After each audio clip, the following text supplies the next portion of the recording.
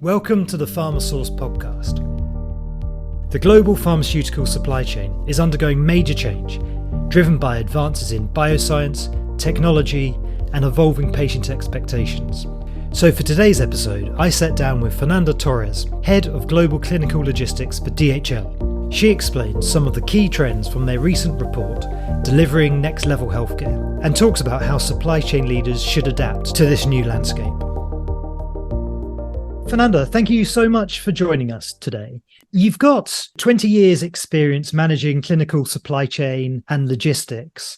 You started off, I noticed, within quality assurance and working for companies such as Biolab and Merck prior to joining DHL, where you're currently head of global clinical logistics. I'm quite interested to hear about that journey to start off with. So what took you from there into DHL?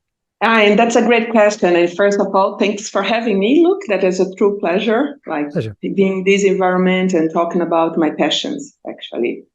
So it's been quite a very rewarding career, I would say. So as you know, I'm a pharmacist by graduation. Mm-hmm. So I'm really into this business in life sciences and healthcare in the pharma world. And I started my career in the pharmaceutical industries in quality and regulatory, going through so many different areas, starting up new facilities, getting certifications, health authorities audits, and so forth. And then I reached a point where I thought, okay, it's time to restart something new. And DHL came to my world in the logistic field, and I felt that was a place where I could really be entrepreneurial, that I'm pretty much into entrepreneurship and developing solutions to customers, being innovative, and so on. In the logistic industry, if you are truly passionate, you can have everything in that field and still being very close to my passion, that is the pharmaceutical market in the pharmaceutical customers. So that's how I end up at DHL. And then also it's been a beautiful journey of 12 years, almost 12 years, going from country responsibility to regional responsibility, relocating, and now looking after a global product. So I moved it from a technical field to the business side of the supply chain, where I look after the global clinical logistics solution for DHL with a brilliant team behind me. So amazing journey. Yeah. Where you are now, Fernanda, what type of priorities do you have? So what are the areas that you're looking at in your current role, please?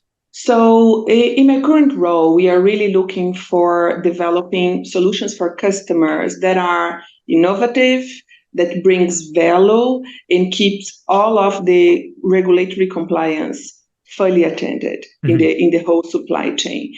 To get that over the line, we really need to have a very strong team. So I focus first in our people, and how we really develop them and how we bring and give the tools that they need for their daily jobs. But moreover, we have brilliant customers behind us and really working in collaboration to bring new technologies into the supply chain, connectivities, and really upskilling the local sites and local operations to attend all the global needs of life science and healthcare, and especially in clinical. So the world is changing, and so after the pandemic, I think we see a huge speed up in the launch of new technologies and the incredible request or incredible need of developing new technologies really to connect the supply chain and delivering true value to customers.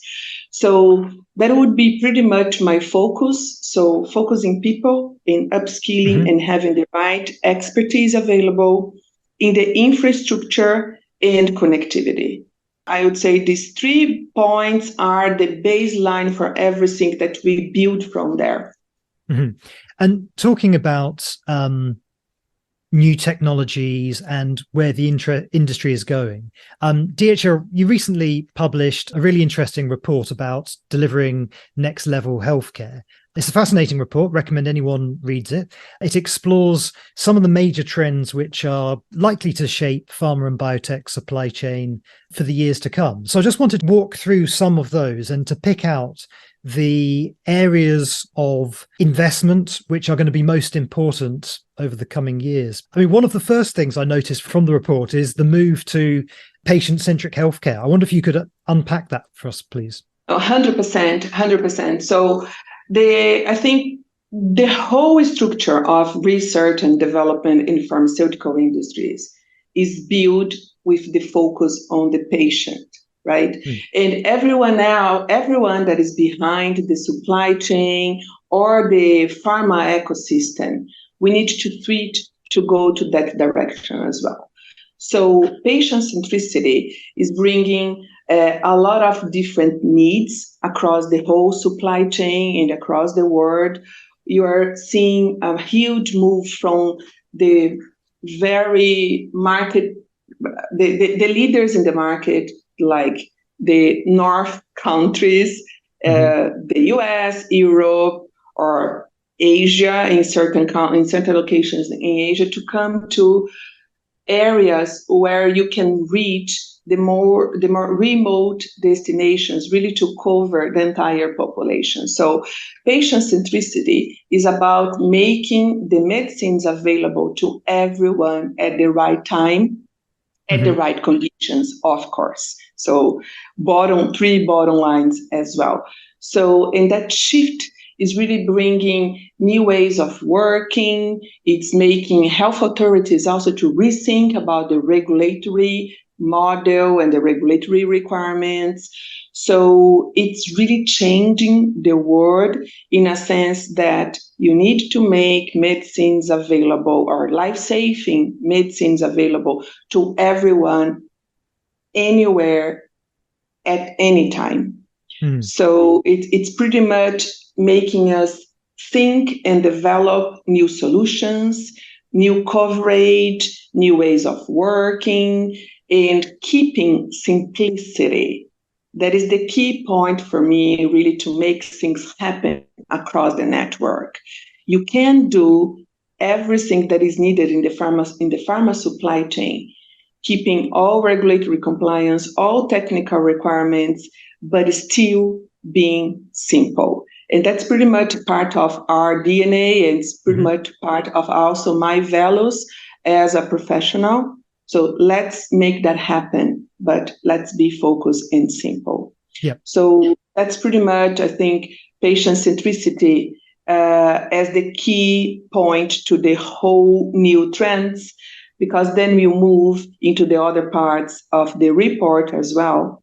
That is simplifying the way we see the market, putting a bit of structure and connection across all the transformations that we see out there. Are there any examples which you could give of companies within life sciences who have gone that final step to supplying items all the way into patients' homes, and I guess the kind of challenges that comes with shifting that business model? Yeah, 100%. And what I see also is not only about shifting the coverage and where patients are, but also about the conditions, because the whole supply chain and the whole technology behind in the pharmaceutical industries is shifting as well to a much colder, sometimes deep cold or frozen and deep frozen requirements. So in that sense, you need to build infrastructure that will keep the products at the right conditions and anywhere at any time in the world, and really going through this coverage to customers or patients in that sense. So you asked about, do we have examples? Of course, many examples, and we see things happening much faster, as I've already said, after COVID. But very recently, also due to the unfortunate war that we have in Europe, we see a lot of changes and really move of focus to Africa, to Latin America, to other countries in APAC. So I think this is quite important, not only to keep the development of new drugs up and running and expediting the release and the launch of products, but also to increase diversity in the population that is being used pretty much in the clinical trials, right? When I'm talking about patients, I'm not only talking about patients that will receive the commercial medication, but also patients that are enrolled in clinical trials. So it's a shift that is out there. Right now, we are working on, and not only working, but seeing a fact that the number of patients enrolled in clinical trials in Latin America is increasing tremendously, as well as in Africa and in APAC. So it's a brand new work, We are learning how to really deal with the whole situation, but I think that's just showing how important it is to have connectivity, to have global coverage, and expertise available, really to get things done at the right time, quick, and just go and do it. So it's super. Yep.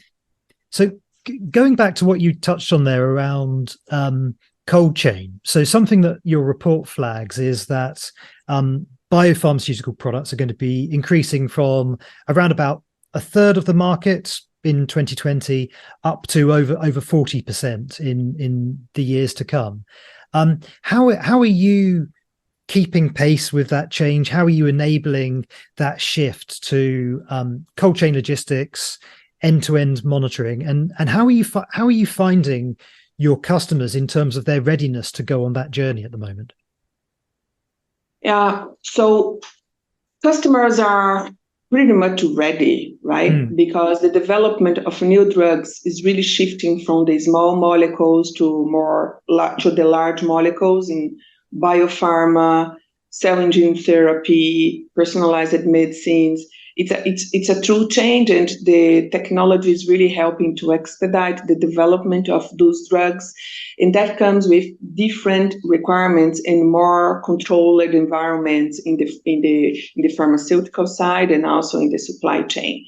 And I think in the supply chain, key needs are related with the warehousing infrastructure, but not only.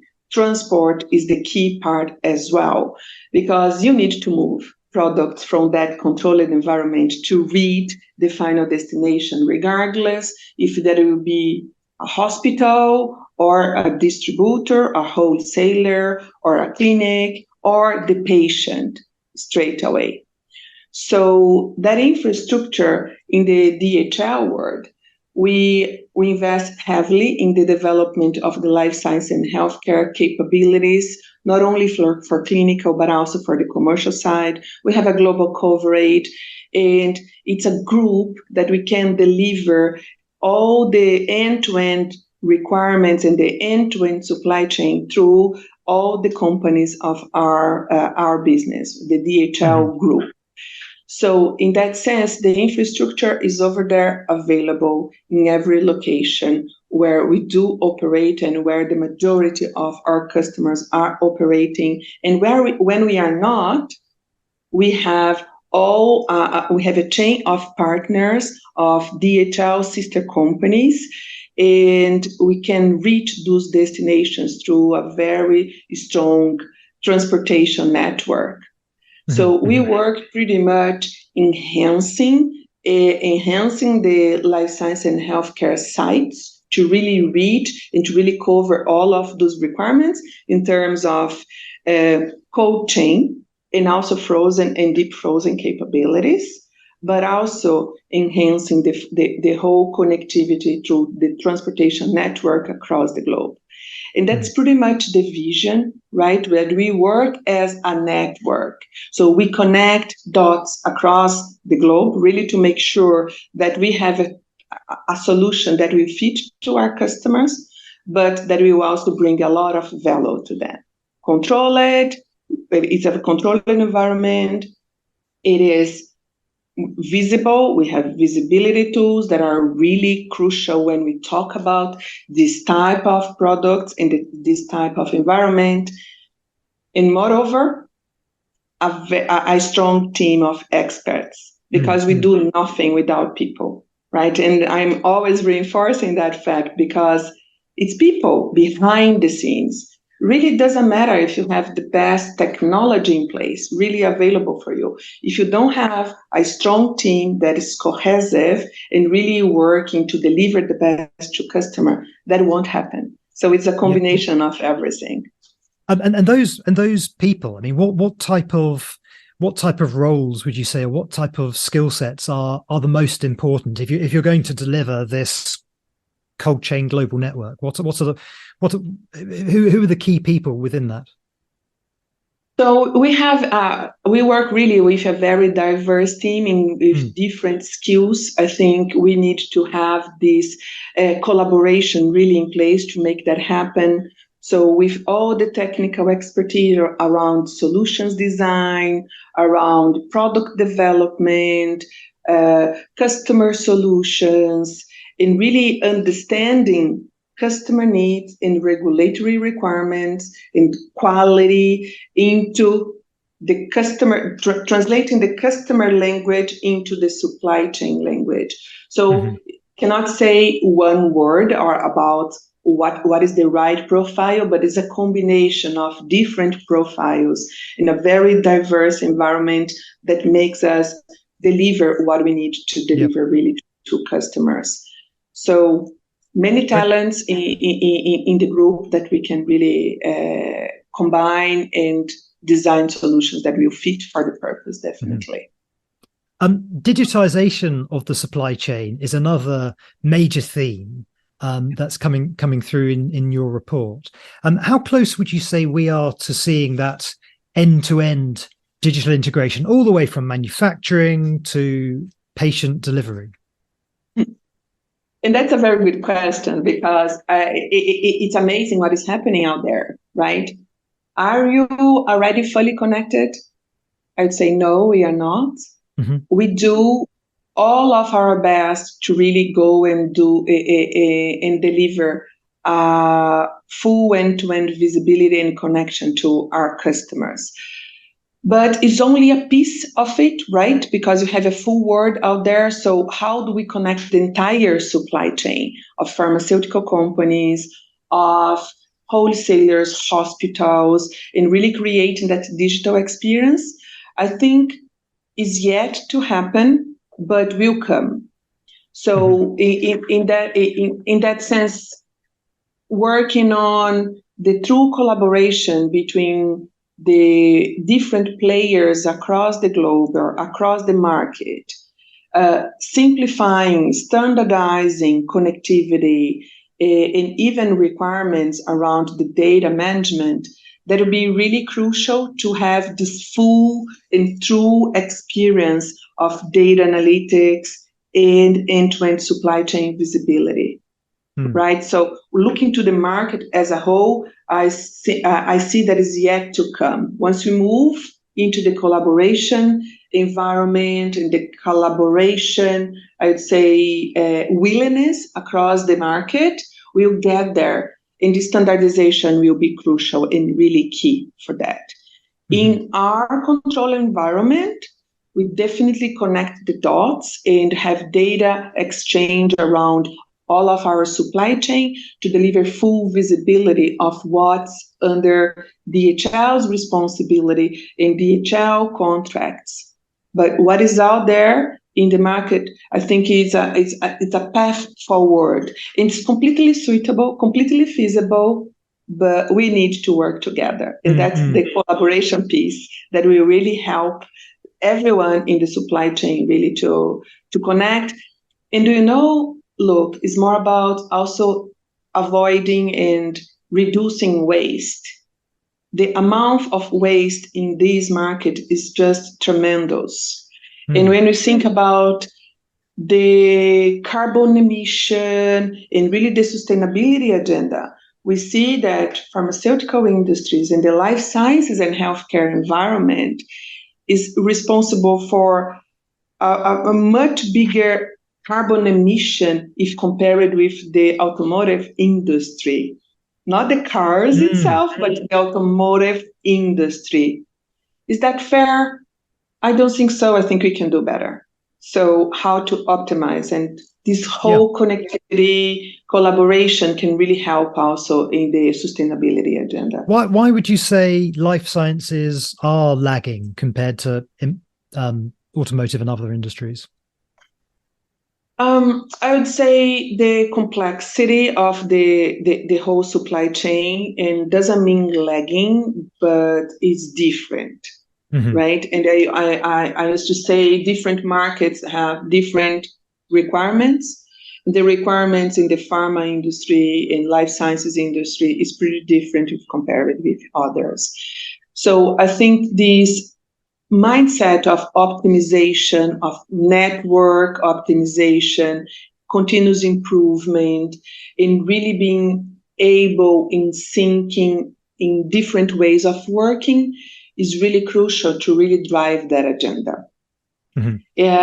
Now the industry has become more focused and more concerned about costs and spend, and really how we can use the resources and financial resources or human resources in a way that we will really optimize and add value to the industry and to the whole supply chain or the launch of new products and so on. And that is now, I think that in that piece is lagging because pharmaceutical industries are not so, it's not being under a lot of cost pressure.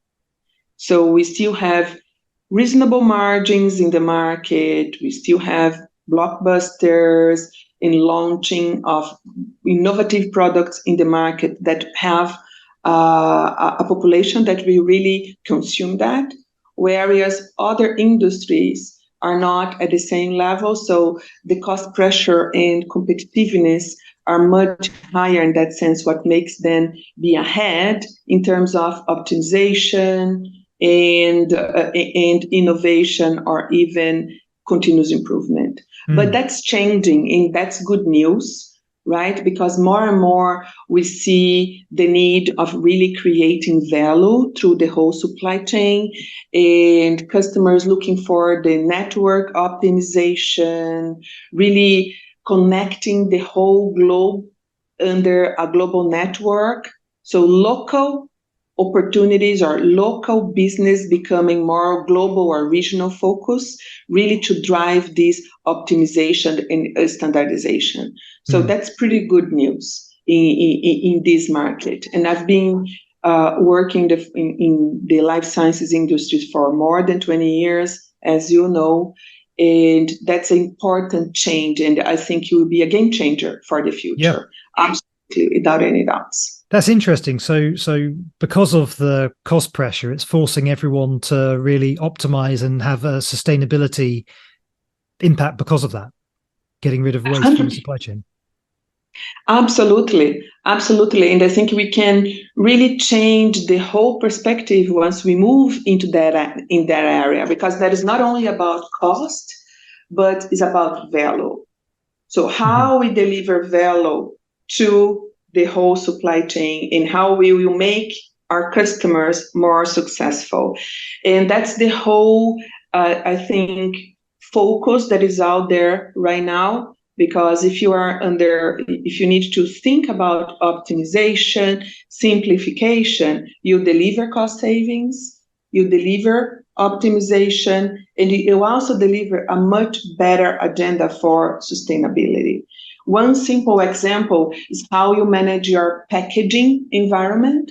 We know that we have a lot of laws, regulatory requirements out there coming from the European Union, from the American government and others. So we have an agenda really to shift from plastic to carbon neutral, or to reduce the carbon emission in the packaging industry. But how do we optimize the whole network? We have packaging being sent to wholesalers or to the primary destination and coming back empty or just becoming waste. So what do we do with that? So at DHL, we really look for how to optimize and how to reuse and recycle and deliver this value to customers in that sense.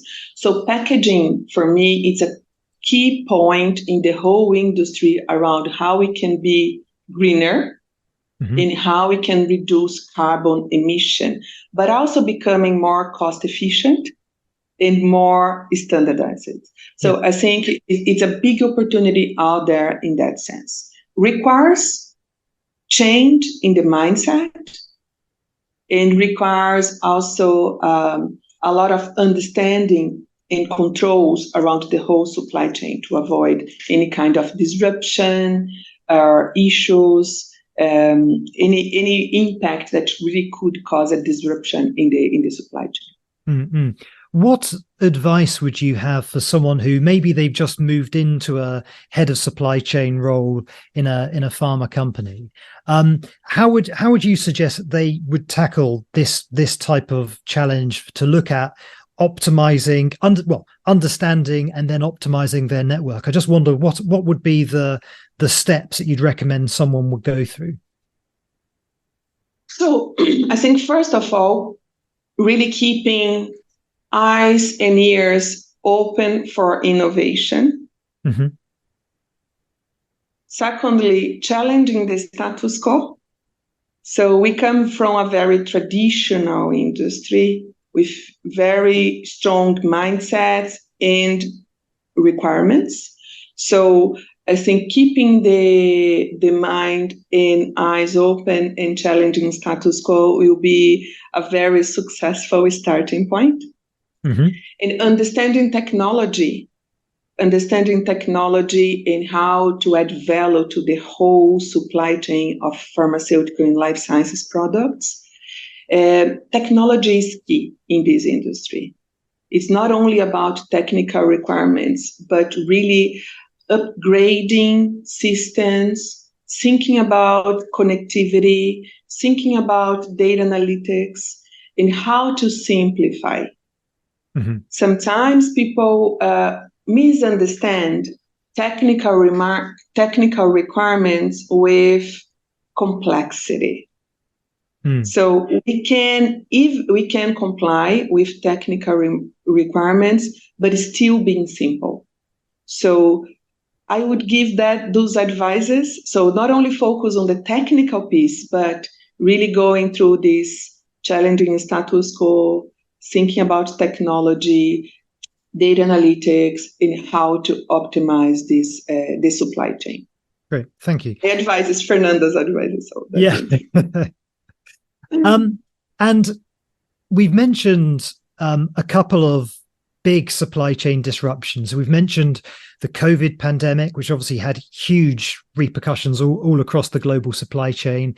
You also mentioned the war on Ukraine. I wonder what has living through and working through those types of hugely disruptive experiences, what has that taught you about how best to build resilience into supply chains? What lessons have you taken away from that?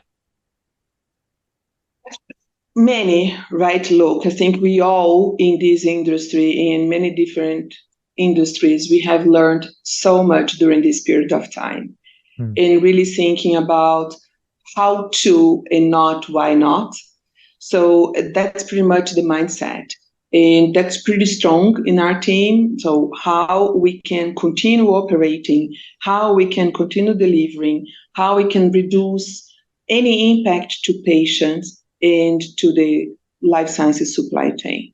So that's been pretty much the way of working that we have at DHL and also within my team and everything that we do in the clinical side. And I think building resilience, it was a day-by-day work and a day-by-day job. Because we need to learn how to work in an environment that was never, ever seen before.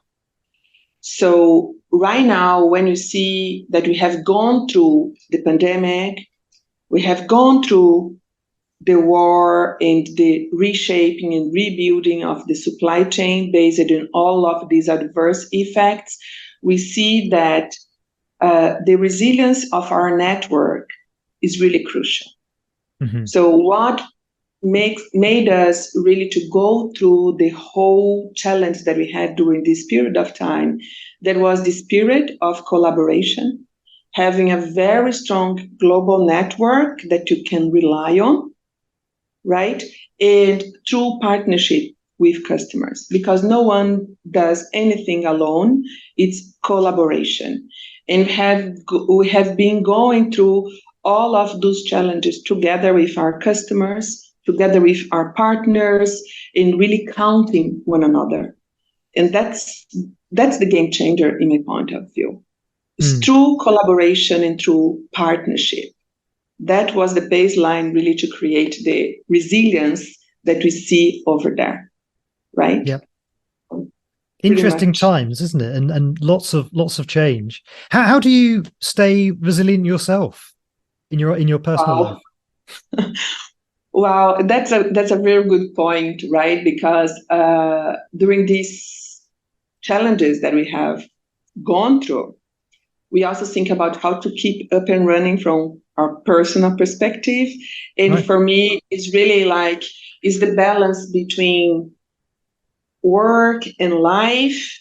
And by the end of the day, I actually don't believe it's completely suitable. I think we are one person, and we are one person regardless where we are, is at work or with family and so on. So we need to be well and fit for that role.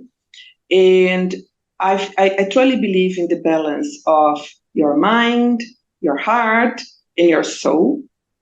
Mm-hmm. So, and how do you put everything together? I think it's a very good routine of workouts, reading books, walking outside with my family, dogs, and really have my own time to breathe, right?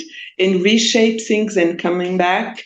And I think when you balance these three bottom lines, it's quite crucial. And I think you'll be fit for both, for work, for family, for friends, and for everyone. It's easy, of course not. It's much easier said than done.